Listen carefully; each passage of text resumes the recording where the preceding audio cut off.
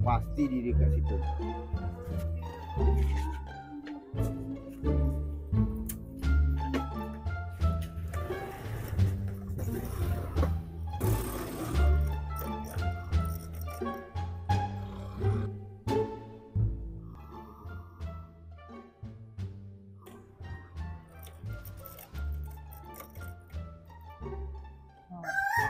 Kan sini dia berlabuh.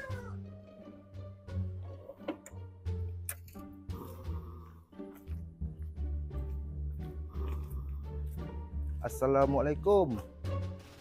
Assalamualaikum. Waalaikumsalam. Pak, hidup.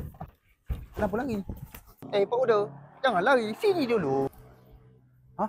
Upah belum dapat? Aku bukan minta upah. Aku ada nak cakap sikit dengan Pak Uda. Sini dulu, duduk awak.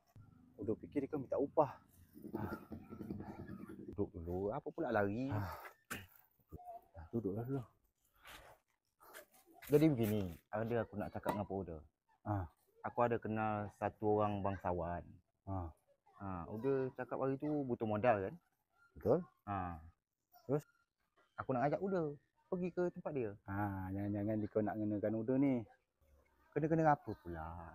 Kan Uda cakap hari tu nak butuh modal kan? Itulah dia. Dikau aja Uda ajak nebas dikau mau. Ini dikau punya kenalan pula. Tak logik. Jadi sekarang Uda tidak pergi ni. Kan perlu modal. Jauh dah.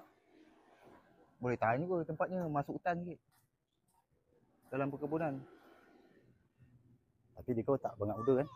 Ada aku bengak Uda. Tak pernah. Tapi boleh jugalah dicuba. Itu. Kalau mau cuba. Sebelum hari maghrib.